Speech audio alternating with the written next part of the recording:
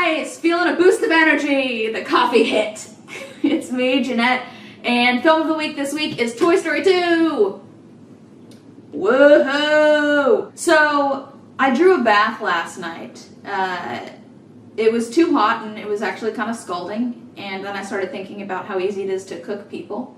But that's beside the point, that's a tangent. I wanted to watch Toy Story 2. I've wanted to watch Toy Story 2 for a while. I hadn't watched it in quite some time.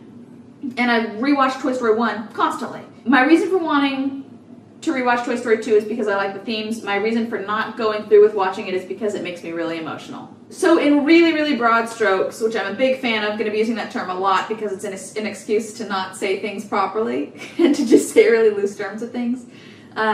We all like excuses, right? No, just me? No. Okay, so in Toy Story 2, Woody goes to save the little penguin guy from a garage sale that Andy's mom put the toy in, and Woody accidentally gets spotted by Al, the guy who owns Al's toy barn, the creepy guy who just always has given me a bad idea about Cheeto fingers ever since I saw him, because he has those gross like Cheeto puff fingers. He ruined my relationship with Cheetos, like single-handedly ruined it. So thanks, Al. Really appreciate it. Or should I say thanks, Wayne Knight. That's right. I know who played Al. So Woody goes to this garage sale to try and save the penguin. And then Woody's spotted by Al. Al takes Woody. He steals Woody. He like distracts Andy's mom because Andy's mom tries to take Woody back and says like, no, this is not for sale. Go Andy's mom. She knows the worth of toys. So Al takes Woody back to Al's toy barn, or back to his house maybe, to like complete his collection of Woody's round of toys, which is where Woody meets Jessie and the horse and the prospector and realizes where he came from and the full extent of his world.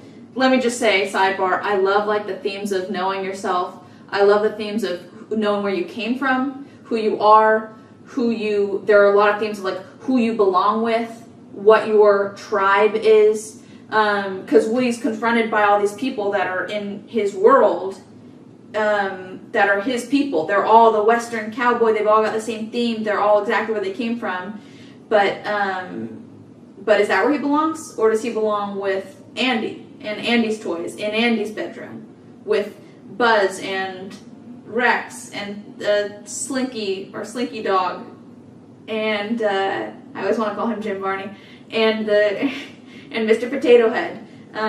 So kind of figuring out where are you and who are you in relation to where you came from and in relation to where you are now. Oh my god, I love it. All the other toys saw Andy get taken by Al, so they do some really good thinking with them toy brains, with them battery-operated brains. So the toys go to find Al's toy barn, they go to try and figure out where Al has kept Woody, and then they try to save Woody. And that's all I'll say for now, because either, hopefully you know what Toy Story 2 is about, or you need to go watch it. In either case, you're going to be better off for it. The moment in the movie that is the specific moment that warded me off for those years, that staved me off so that I wouldn't watch it because it's so emotionally difficult, is the... I laugh when I'm about to cry. Is the When She Loved Me song. I saw the movie in theaters with my family, but when that song started playing, I felt it. It just hit me like a ton of bricks. And I also felt it hit my mom.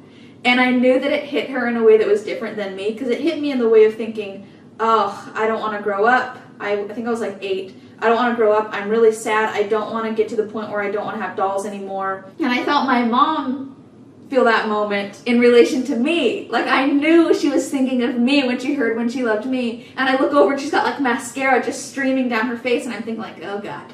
Here we go. Like this is gonna be a big talk with mom later today happening. I can feel it coming on. Cut to that night. She's tucking me into bed, or should I say tucking me into mat, because I slept on a Costco mat for most of my childhood. We were poor.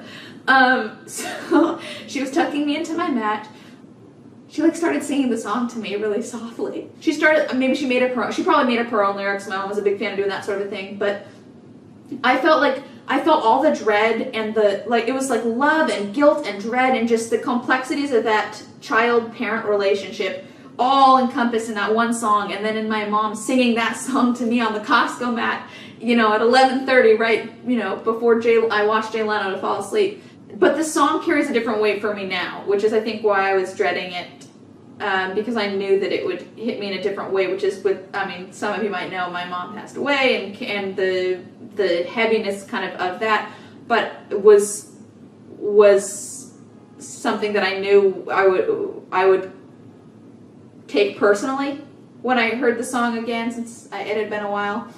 I think all this to say, if there's a movie that you're thinking, oh, I should rewatch that, but I don't want to rewatch it because I'm kind of nervous that I'm going to be really sad, or I'm kind of nervous that I'm going to be really emotional. If you're having that desire to watch it, go ahead and watch it. I think it'll do wonders for you.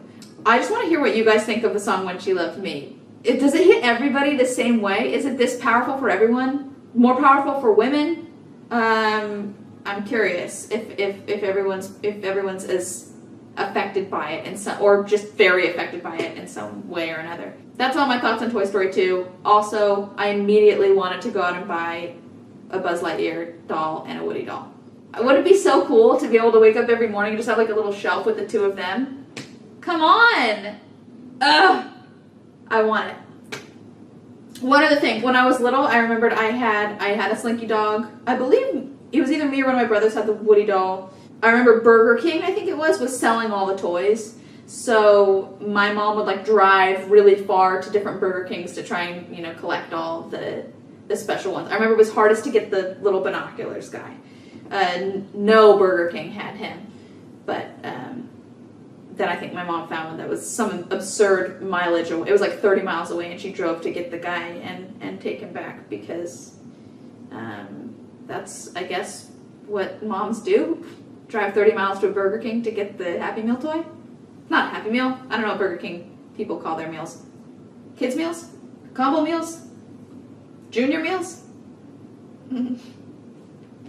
That's all, guys. Toy Story 2. It's a great one. It's an emotional one. Thank you, Pixar, for existing. Thank you, Pixar fans. I feel like it's a good community. Love you guys. Bye.